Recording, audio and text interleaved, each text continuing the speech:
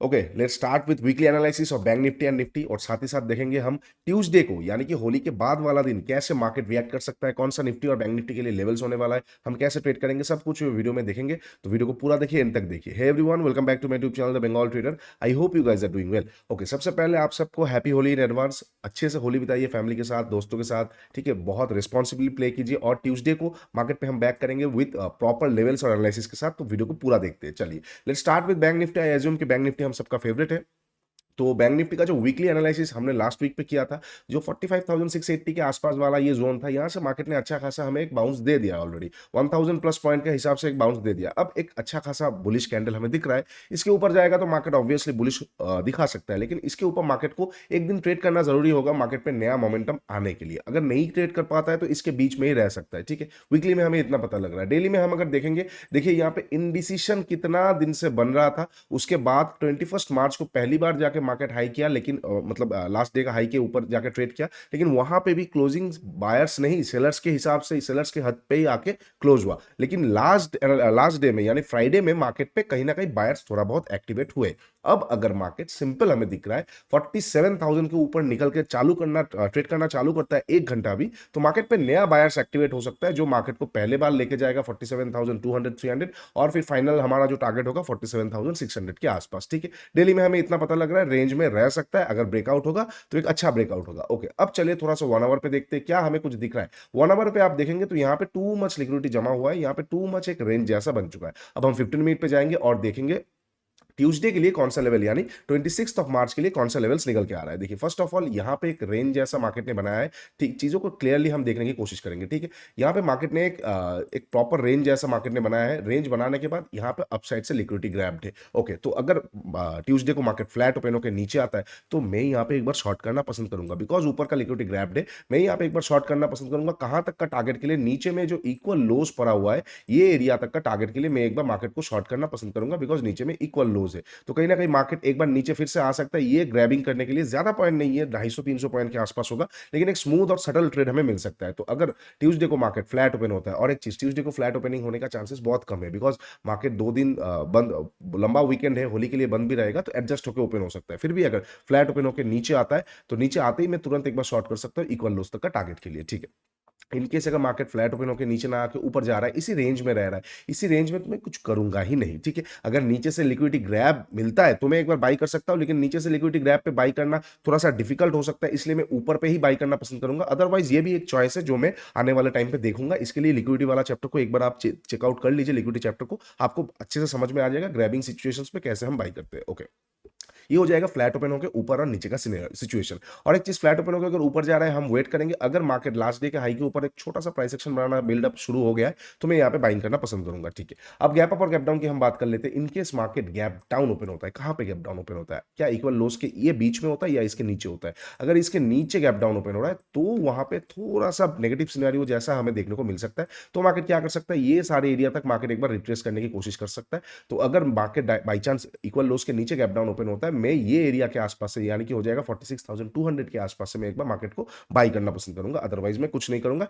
ये मिडिल वाला जोन बहुत एक्सट्रीम वोलेटाइल जोन होने वाला है, ठीक है। और इनकेस अगर इक्वल लोस के ऊपर गैप डाउन ओपन होता है तो मैं इक्वल लोस का ग्रैप देखूंगा, या फिर क्लोजिंग प्राइस का जो यहाँ पे हमें एक अच्छा खासा सपोर्ट मिलेगा, यहां से देखूंगा। अब दो सिनेरियो बन सकता है, या तो मार्केट नीचे आके इक्वल लोस का ग्रैप कर ले, मैं वहां पे तुरंत बाई कर सकता हूं। और अगर वो चीज नहीं होता है, मार्केट धर धर करके गिर रहा है, तो मैं वहां पे हड़बड़ी ना करके ये जो क्लोजिंग प्राइस का एरिया है, यहां से मैं एक बार बाई करना पसंद करूंगा। आप लोग ट्रेडिशनल सेटअप या 15 मिनट सेटअप को भी देख सकते हो। इनकेस आपने 15 मिनट सेटअप का वीडियो नहीं देखा है तो ऊपर आई बटन पे मैं जाके दे रहा हूं, एक बार जाके जरूर चेकआउट कीजिए, ठीक है। ये हो जाएगा गैप डाउन का। अच्छा, गैप अप पे कैसे हम ट्रेड करेंगे? गैप अप कहां पे ओपन हो रहा है? अगर बहुत बड़ा गैप ओपन हो रहा है, ये एरिया जो कि हो जाएगा 47,158, ये सारे एरिया के आसपास से मैं एक बार शॉर्ट करूंगा मार्केट को, बिकॉज यहां से एक बार रिएक्शन दे सकता है आईसी जोन के हिसाब से। उसके बाद मार्केट पे फिर से बाउंस आ सकता है, तो मैं एक बार छोटा सा क्वांटिटी शॉर्ट करूंगा, जो शायद फिर से वही 200-250 पॉइंट के लिए हमें एक बार टारगेट देके जा सकता है। अगर आपको पता नहीं तो 15 मिनट सेटअप यूज कीजिए, जिनको पता है आप आईसी को एक बार यूज कर सकते हो। इनकेस अगर गैप अप इसके ऊपर ओपन हो रहा है तो हम कुछ कर नहीं सकते, फर्स्ट हाफ को देख लूंगा, सेकंड हाफ से ट्रेड करूंगा, सीधी बात, नो बकवास।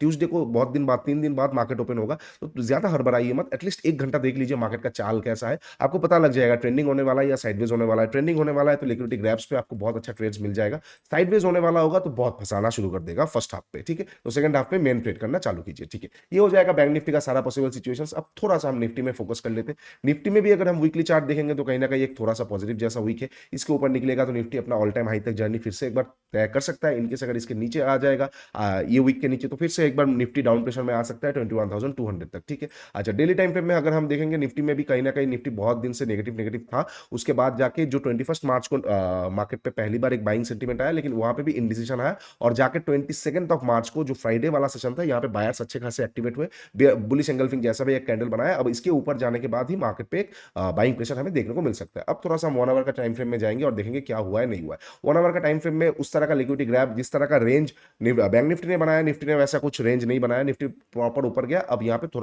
थोड़ा सा हमें यहाँ से प्रॉफिट बुकिंग देखने को मिला है। अब निफ्टी एक बार एफवीजी से घूम सकता है या फिर यहाँ पे नया रेंज बना के ऊपर जाने की कोशिश कर सकता है। अब हम 15 मिनट पे जाके देखेंगे और चेकआउट करेंगे कैसे हम ट्रेड करेंगे ट्यूसडे को। अगर निफ्टी फ्लैट ओपन होता है, जिसका चांसेस कम है, लेकिन फ्लैट ओपन होकर अगर नीचे आएगा ना, तो जैसे ये रेंज को तोड़ेगा 22,060 में, यहाँ पे एक बार तुरंत शॉर्ट कर सकता हूँ मार्केट को। कहां तक का टारगेट के लिए? 60 पॉइंट नीचे एफवीजी और 20 पॉइंट नीचे एफवीजी। मतलब देखिए, अब डाउन साइड का जो टारगेट है ना, वो बहुत छोटा छोटा मिलेगा आपको। 60 पॉइंट, 70 पॉइंट निफ्टी में, max to max 80 point Nifty में, ठीक है? 100 पॉइंट मिल गया तो बहुत अच्छी बात है। बैंक निफ्टी में जैसे 250 पॉइंट, 300 पॉइंट बस। लेकिन अगर आपको बड़ा टारगेट लेना है तो एक बार आप बॉटम फिशिंग कर लेंगे, बॉटम आपको एक बार कैच आ जाएगा, तो वहां से आपको अपसाइड में बहुत बड़ा बड़ा टारगेट मिल सकता है, ठीक है? Similar kind of story Nifty में भी यहाँ पे हम देखेंगे। अगर मैं यहाँ पे शॉर्ट करता हूँ, कितना पॉइंट का मुझे मैक्स टू मैक्स टारगेट मिल सकता है? 80-86 पॉइंट्स का। उससे ज्यादा मैं सोचूंगा नहीं। तो याद रखिए, अच्छा खासा मार्केट कुछ लगातार वीक से अच्छा खासा गिरा है। अब होली भी जा रहा है, अब मार्च एंड भी आ रहा है, कहीं ना कहीं प्रॉफिट बुकिंग वाला सीजन खत्म हो रहा है। अप्रैल से मार्केट पे एक अच्छा खासा बुल रन फिर से हमें देखने को मिल सकता है, जो वोट से पहले एक बार फिर से खींचेगा। जो जो सेक्टर्स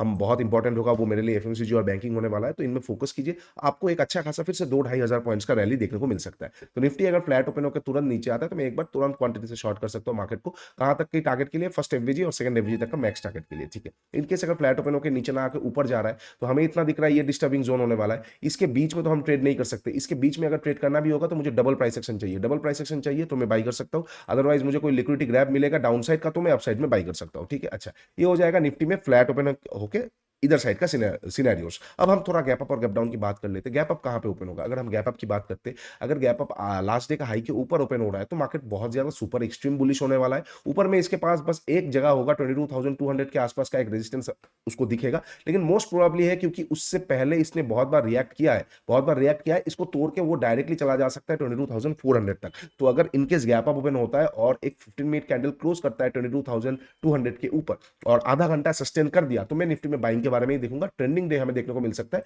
पूरा ये जोन तक, क्योंकि जितने भी लोग यहाँ पे शॉर्ट करके गए हैं, पुट लेके गए हैं, BTST without any calculating any type of thetas and gammas, वो लोग पूरा फंस जाएंगे। मार्केट उनको निकलने का मौका नहीं देगा। ये जो सेल ऑफ आया है, ये बहुत इमेच्योर सेल ऑफ है। इनकेस अगर गैप अप ओपन हो गया, ये पूरा फंस जाएंगे और जितने भी बड़े प्लेयर्स है वो अपना पोजीशंस को पूरा क्वांटिटी घुमा देंगे, डबल लॉन्ग पे चले जाएंगे और यहाँ पे बहुत फोर्स से मार्केट अपसाइड पे अपना जर्नी को तय कर लेगा, ठीक है?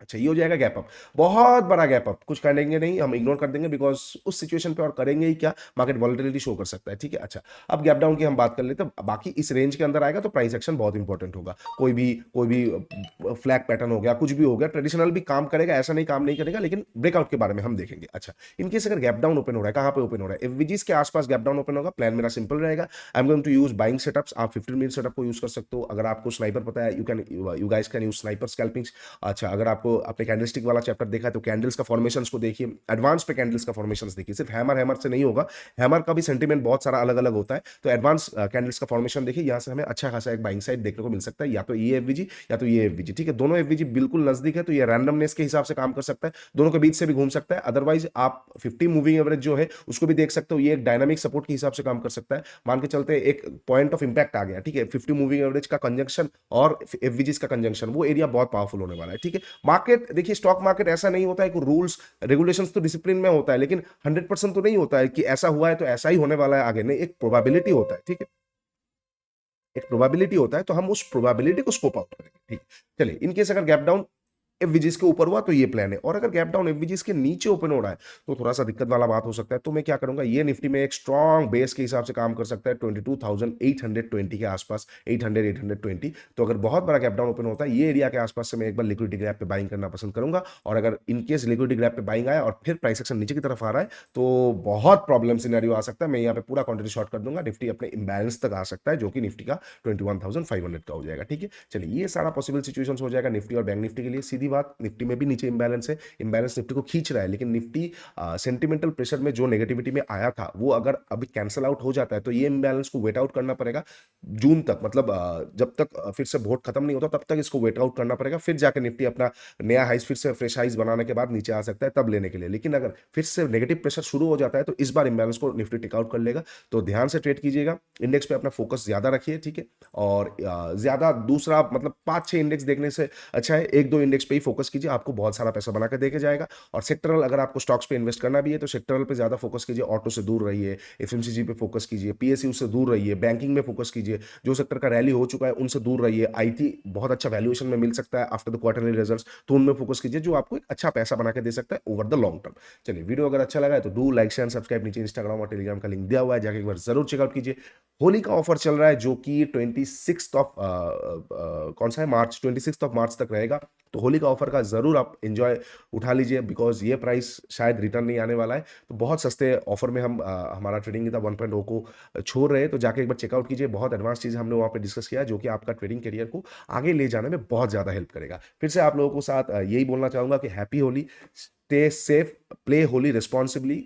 ज़्यादा ज़्यादा करके फ़ायदा नहीं होगा बिकॉज हमें फिर से मार्केट पे रिटर्न आना है। चलिए take care and bye bye, तब तक के लिए ट्रेड स्मार्टली।